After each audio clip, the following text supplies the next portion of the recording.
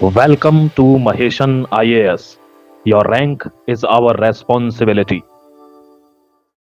जो छीनी थी जमीन तुमने, एक एक जर्रे का हिसाब लाएंगे। हम भारत मां के सपूत हैं। पीओके में फिर से तिरंगा लहराएंगे। Hello, Jai Hind, welcome to Maheshan IAS digital platform today. Article खास है, जबरदस्त है। बहुत ध्यान से आर्टिकल को देखना, क्योंकि इसमें जियोपॉलिटिकल सिनारियो जो चल रहा है उसकी भी बारे में बात करने वाले हैं, लेकिन बात करने वाले हैं एक और असली मुद्दे पर जिसका आप सब बहुत लंबे समय से इंतजार कर रहे हो। सबसे पहले यह फिगर एक बार आप देखिए आर्टिकल को अच्छे से। इस फिगर में आपको दिखता होगा जियोपॉलिटिक्स में ये कुछ तस्वीरें मैंने लगाई हैं, ये आपस में कनेक्टेड हैं क्या? हां, यह भी बता देता हूं कि नया एशियन ऑर्डर भी बन चुका है। लीड कौन कर रहे हैं? भारत के प्रधानमंत्री। आपको भारत के वर्चस्व की ताकत भी आज दिखाऊंगा। और सबसे महत्वपूर्ण बात इस आर्टिकल की, हाय मेरा खेमनी, हाय मेरा खेमनी, ये रोने वालों को आज आईना दिखाऊंगा। ये चांद सी आंखें खोलूंगा उनकी कि कौन है खेमनी, क्या है ईरान, और कौन है जो भारत में ईरान के लिए बैठे हुए हैं। एक एक चीज का आज खुलासा आपके सामने करूंगा। आप आर्टिकल को देखते रहना मेरे प्यारे भाई, क्योंकि यह चीज कनेक्टेड है, इसलिए मैं आपके साथ लेकर आया हूं। इसका भी हिसाब करूंगा बहुत अच्छे से, टेंशन मत लीजिएगा। देखिए एक बार, यह एक बलूच है। आपने धुरंधर मूवी देखी है कि नहीं? उसमें सबसे पहला जो सीन होता है, ऐसे करके हाथ डालता है, ऐसा पाकिस्तान का आदमी ही कर सकता है, और फिर कहता है ओह बलोच। तो यहां पर एक व्यक्ति है, मतलब लेडी कह सकते हैं आप, यह हिना बलोच नाम की एक ट्रांसजेंडर एक्टिविस्ट है जो कराची में रहती है। लयारी, ध्यान रखना, यह कहती है कि 80% पाकिस्तान समलैंगिक है, यानी गे है। देखिए, शॉकिंग है, वायरल हो रहा है वीडियो, आप देखिए जाकर। और कहती है कि 20% बाइसेक्सुअल है, यानी डबल इंटरेस्ट है। अब ये जो क्लेम है कराची ट्रांसजेंडर का, यह बहुत बड़ा कंट्रोवर्शियल क्लेम है। और इसने एक चीज और लिखी है नीचे, ये देखिए, viral video featuring Pakistani transgender activist Hina Baloch has sparked widespread debate after she claimed 80% Pakistan is gay and the remaining 20% is bisexual, arguing that the sexuality in the country remains largely concealed due to the social pressure, religion and notion of the family. धर्म, दबाव और झूठा मान सम्मान, इनके बीच में दबकर जो सेक्सुअलिटी है उसको बाहर ही नहीं आने देते, इसके बारे में बात ही नहीं करते। बस अंदर चल रहा है जो चल रहा है, घर के अंदर ही चल रहा है। मेरे भाई एक चीज और दिखाता हूं, देखिए, जो कह रहे थे ना कि ईरान ने तो भारत की मदद कर दी, ईरान तो बहुत अच्छा है। देख लीजिए ईरान की हकीकत दिखाता हूं, भारत में बैठे हुए ईरानियन दिखाता हूं आपको। कश्मीर से 600 करोड़ रुपए का चंदा चला जाता है, कहां पर? ईरान में। कितने दिन के अंदर? 2 दिन के अंदर। एक छोटा बच्चा अपनी पेगी बैंक तोड़ देता है, जो सुअर वाली बैंक होती है ना, उसको तोड़ देता है, और 50 पैसे उसमें थे, वो भी किसको दे रहा है? ईरान को। क्यों? क्योंकि मेजर राठौर की बात याद कीजिए, ब्रिगेडियर राठौर की बात याद कीजिए। अगर छोटा बच्चा यह काम कर रहा है तो क्यों कर रहा है? इसीलिए देखिए, दुनिया में अमेरिका बहुत बड़ा खतरा है, डोनाल्ड ट्रंप बहुत बड़ा दुर्दांत है, लेकिन डोनाल्ड ट्रंप तो कुछ चंद वर्षों में बदल जाएगा। यह खून में जो जिहाद है यह नहीं बदलेगी। यह 800 बरस भारत को चूस चूस कर खाइए, और फिर से वही मंजर आ रहा है। महाराष्ट्र के मालदा में चले जाइए, छाती फट जाएगी देखकर। अभी बहुत हल्के में ले रहे हैं ना। ये देखिए, small child donated piggy bank, ये बच्चा 50 पैसे डोनेट कर देता है, कहां के लिए? ईरान के लिए। ये देखिए ना, 600 करोड़। Thank you Kashmir. अब समझ में आ रहा है कश्मीर में क्यों हो रहा था, क्यों लाल चौक भरा पड़ा था। हाय रे मेरा खाइमिनी, कौन है खाइमिनी? हमारे यहां का। लेकिन हां, इधर ध्यान रखिएगा, ये देखिए कश्मीर, यहां अपने बर्तन भाड़े, अपने ज्वेलरी, हर चीज 600 करोड़ ईरान के लिए कश्मीरियों ने दान किए। बर्तन, जेबर, हर चीज, यहां 600 करोड़ रुपए 2 दिन के अंदर। ये देखिए, सोना चांदी दान, हर चीज। भारत में 2008 में एक कांड हुआ था जिसको 26/11 कहते हैं। मुझे नहीं लगा वहां 250 के लगभग लोगों को निर्ममता से मारा गया था। हजारों की संख्या में छोटे छोटे बच्चे घायल होकर मौत के घाट उतर गए थे। वहां मुझे लगता है किसी राज्य ने ऐसा नहीं किया था, खासकर कश्मीर ने तो कोई दान नहीं दिया था उस समय पे।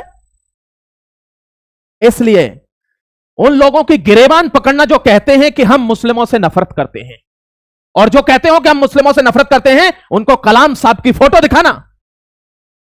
हम नफरत उनसे करते हैं जो कोख से जन्म लेकर आतंकवाद की ट्रेनिंग लेकर भारत के लहू को चूस रहा है। हम उनसे नफरत करते हैं, यह ध्यान रखना मेरे भाई। क्रिस्टल एंड क्लियर स्टांस है, समझ गए? यहां आ जाइए, ऑपरेशन सिंदूर 2.0।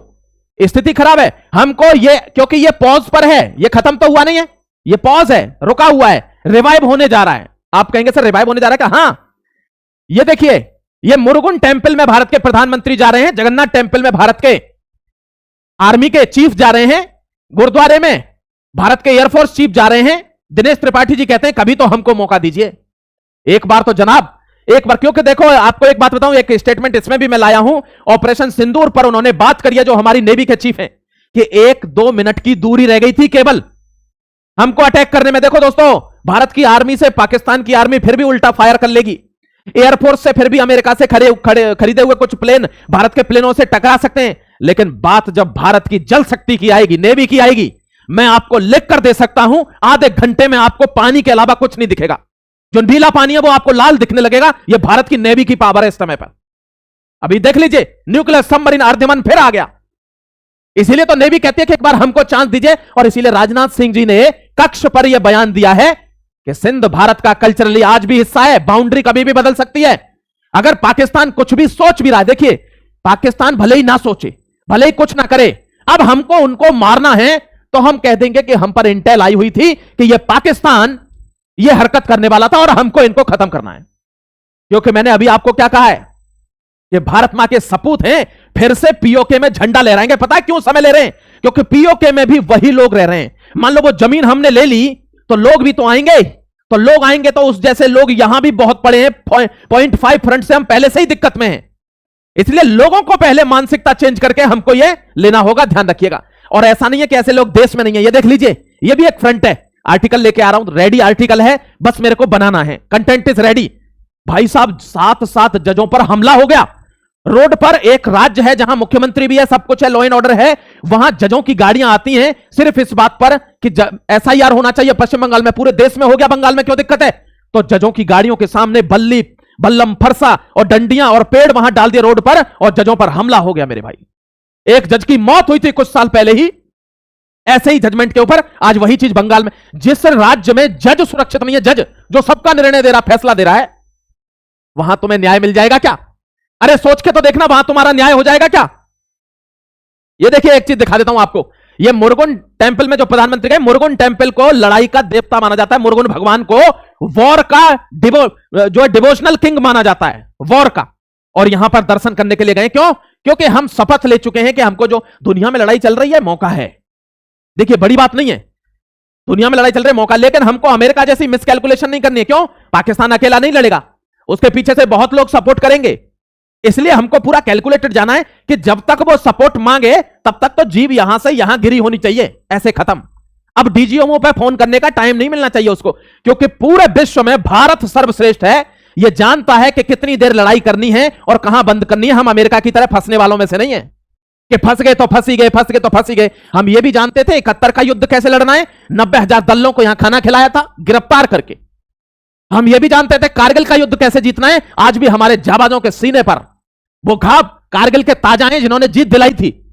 और हम जानते हैं कि स्ट्राइक कैसे करनी है, तो हम यह भी जानते हैं कि अगला युद्ध कैसे करना है और कितने दिन में खत्म कर देना है। यह हम कैलकुलेशन के साथ उतरेंगे। क्यों? क्योंकि हम डोवाल साहब के रणनीति के अंदर चल रहे हैं। हम यूं ही मुंह उठाकर डोनाल्ड ट्रंप के अंदर नहीं चल रहे, यह मत भूलिएगा मेरे प्यारे भाई। देखिए, ईरान ने फिर से एक F-35 गिरा दिया, एक और ब्यूटीफुल प्लेन। कौन सा है ये? 19 नंबर का है क्या? नहीं, ये 20 नंबर का है, क्योंकि इन्होंने F-15E भी गिरा दिया है, जिसको थंडरबोल्ट कहते हैं, वो भी गिराया है, और F-35 भी गिराया है। यानी अमेरिका समझ चुका है कि नुकसान मेरा बहुत बड़े पैमाने पर हो गया है, कम नहीं पड़ रहा है ये देख लीजिए, शूट्स डाउन। अब प्रॉब्लम क्या है? यहां पर सैनिक, ये देखिए, ये सैनिक देखे गए कहां पर? यूएई में। कहां के सैनिक हैं? यूएसए के। अब अमेरिका अपने सैनिक उतार रहा है, मरीन्स उतार रहा है। ये टेरेन है, देख लीजिए, किसका? ईरान का। इस तरीके की पहाड़ियां हैं, तो यहां पर सिर्फ मौत के कुछ नहीं मिलेगा अमेरिका को। यह कंफर्म बात है, 100% ट्रू बात है ये, और इस बात से डरा भी हुआ है। इसीलिए नेतन्याहू ने मना कर दिया कि हम अपने सैनिक नहीं भेजेंगे। अमेरिका भेजता है तो भेजे, क्योंकि वो जानता है हम यहीं बैठकर मारेंगे, वहां उतरकर मरना तो सुअर के साथ कीचड़ में लड़ाई करने वाला है, और सुअर के साथ कीचड़ में आप नहीं जीत सकते, क्योंकि वो वहां का राजा है। समझ गए? ये इजराइल नहीं करेगा। क्यों? क्योंकि इजराइल भारत का फ्रेंड है। अभी आपको एक स्टेटमेंट सुना क्या आपने? नेसेट में, यानी जो पार्लियामेंट है इजराइल की, वहां नेतन्याहू जो सेंटेंस कहता है, देख के आपके गूज़बम्स आ जाएंगे, रोंगटे खड़े हो जाएंगे। उसने क्या कहा? उनसे पूछा गया कि आप भारत के साथ इतनी मित्रता क्यों करते हैं? भारत तो कभी इतना साथ नहीं दे रहा, केवल बोल के ही तो गया कि हम आपके साथ खड़े हैं। तो उन्होंने कहा था कि आज हम यहां खड़े हैं ना, इसके पीछे भारत है। याद करिए हाइफा का वह युद्ध जहां पर मेजर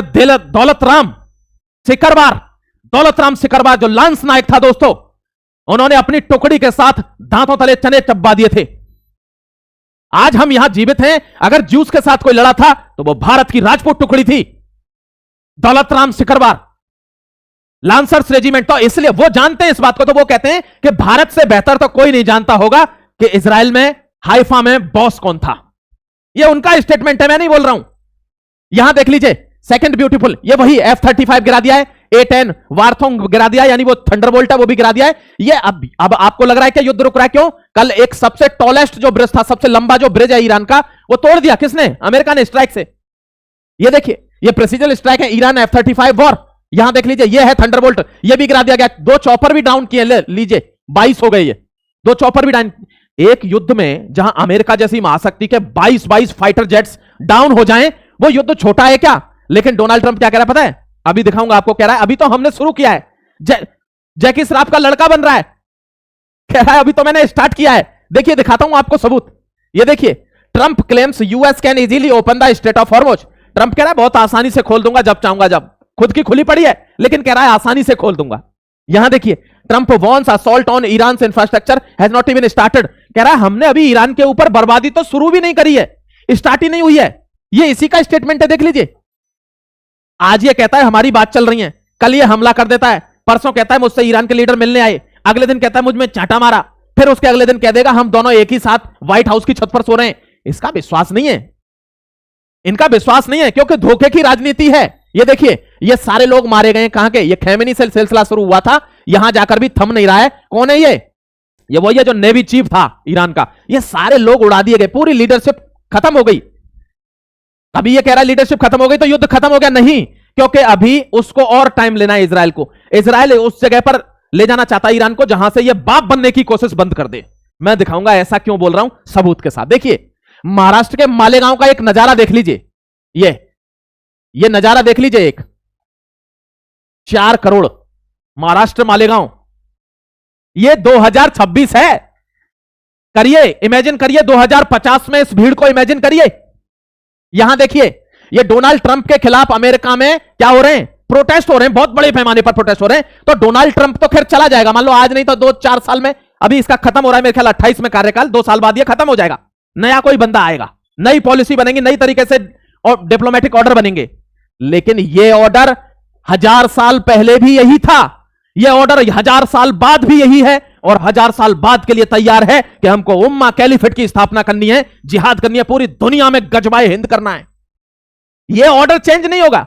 इसलिए दुश्मन को पहचानने की आवश्यकता है कि कश्मीर से अगर 2 दिन के अंदर 600 करोड़ का रुपया चला जाता है तो हमारा तो कोई लेना देना ही नहीं है उससे। हमारी सरकार कुछ नहीं बोल रही है, हमारे यहां के लोगों ने डोनेशन कर दिया। लोग कह रहे होंगे ईरान ने हमारे जहाज फ्री में निकल जान दिए, अभी दिखाऊंगा उसकी हकीकत भी। कह रहे ईरान तो हमारे जहाज निकलने दे रहा है, फ्री में कोई भी काम नहीं हुआ है, ध्यान रखना। और आपको यह बता देता हूं कि हल्ला मच रहा है कि भारत का कोई जहाज नहीं रुकेगा, ये नहीं रुकेगा। 22 जहाज थे, 18 अभी भी वही है। इतना आसान नहीं है बोल देना और वो कर देना मेरे भाई, इसलिए आपको पहचानने की जरूरत है। इसलिए भारत ने क्या किया, एक बहुत बड़ा एक्शन लिया है, वो एक्शन आपको यहां दिखाने जा रहा हूं, ध्यान रखिएगा। ये देखिए, ये हैवी टोल वसूल रहे हैं, कहां पर? हॉर्मुज पर हैवी टोल। किसी को अपना वो निकलवाना है शिप, तो गजब का इंश्योरेंस टोल लग रहा है यहां पर, और ईरान ले रहा है, क्योंकि नुकसान हो रहा है ना उसका युद्ध में, तो कहीं से तो वसूलेगा। भारत ने यह कहा है कि इतिहास गवाह हमारे पूर्वजों ने गर्दनें कटाई हैं पर झुकाई नहीं है, किसी देश के झुक के नहीं रहेंगे। यानी अब ऐसा थोड़ी है कि 6 महीना युद्ध चलता है तो 6 महीने तुझे टोल दे दे के बैकग्राउंड से तब अपने टैंकर निकलवाएंगे, नहीं। ये भारत सरकार चाहती तो ये डोनेशन रोक सकती थी, रोका नहीं। क्यों? देश में गद्दारों को पहचानना भी जरूरी है कि किस इलाके में सबसे ज्यादा है, ये ध्यान रखना मेरे भाई। आ जाइए यहां पर, देखिए ये स्ट्रेट ऑफ हॉर्मुज है, दुनिया इस पर लड़ी हुई है। क्यों? क्योंकि ये आदमी इसका बाप बनना चाहता है। ये क्या कह रहा है कि दुनिया मेरे जूतों में नाक रगड़े और तब स्ट्रेट ऑफ हॉर्मुज से अपना जहाज पास कराए।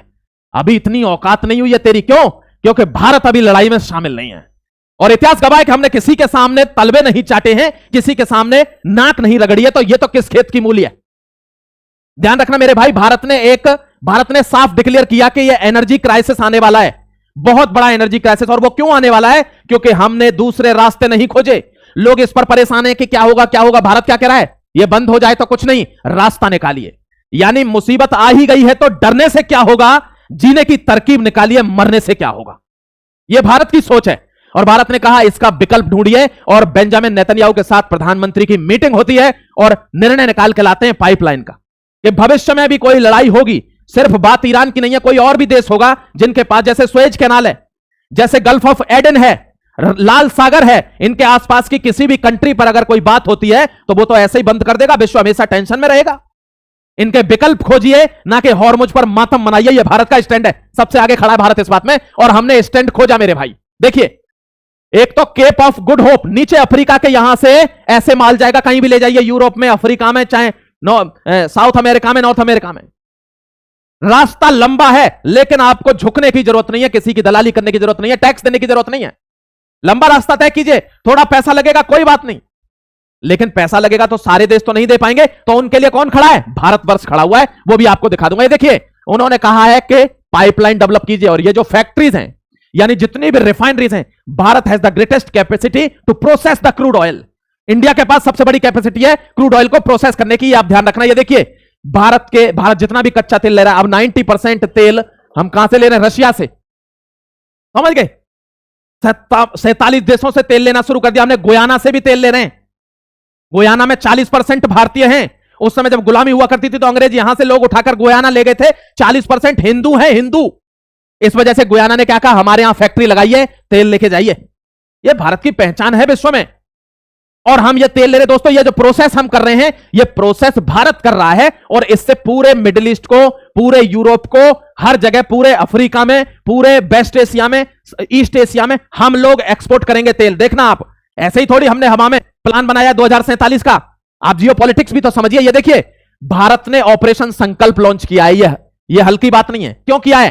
क्योंकि ईरान को साफ चेतावनी है कि हाथ नहीं लग जाना चाहिए। किससे?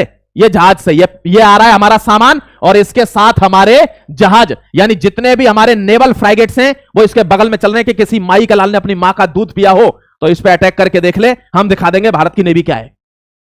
ऑपरेशन संकल्प कोई सद्भावना के लिए नहीं है। संकल्प का मतलब क्या है? कि ईश्वर का दिया हुआ अल्प नहीं होता, टूट जाए वो संकल्प नहीं होता।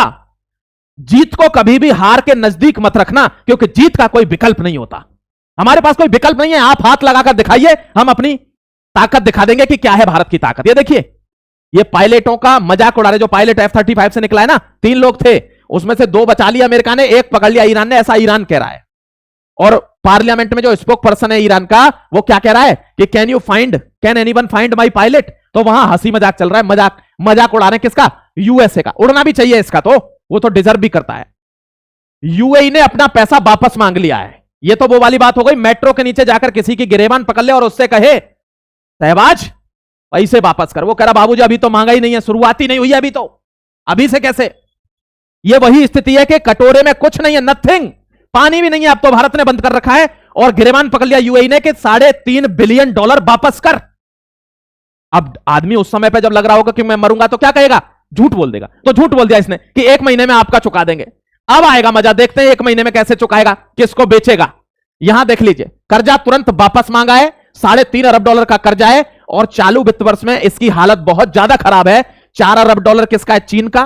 $5 अरब किसका है? सऊदी अरब का। और $3.5 अरब किसका है? यह है यूएई का, जो उन्होंने वापस मांग लिया है। उन्होंने कहा है भाई हमको दे दीजिए। अब देखो कैसे फंस गया। पता है क्यों मांगा है? आप ये भी समझिए क्यों मांगा है। क्योंकि सऊदी अरब की और यूएई की आपस में नहीं बनती है।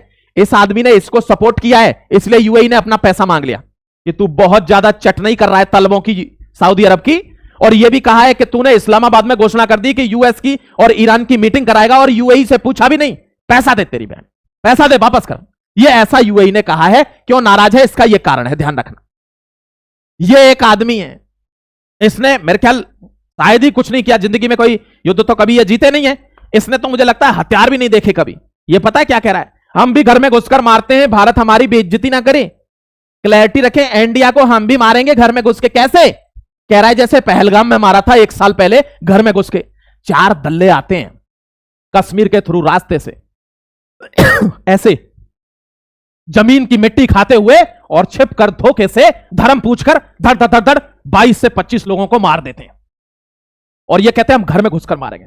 भारत जाता है अपनी फोर्स लेकर आधी रात को, ये लोग बम बना रहे होते हैं, एक एक आदमी के चिथड़े उड़ाए जाते हैं, उनके बंदूक रखकर यहां बिना धर्म पूछे कई आतंकवादी है क्या? हां, धड़ाक।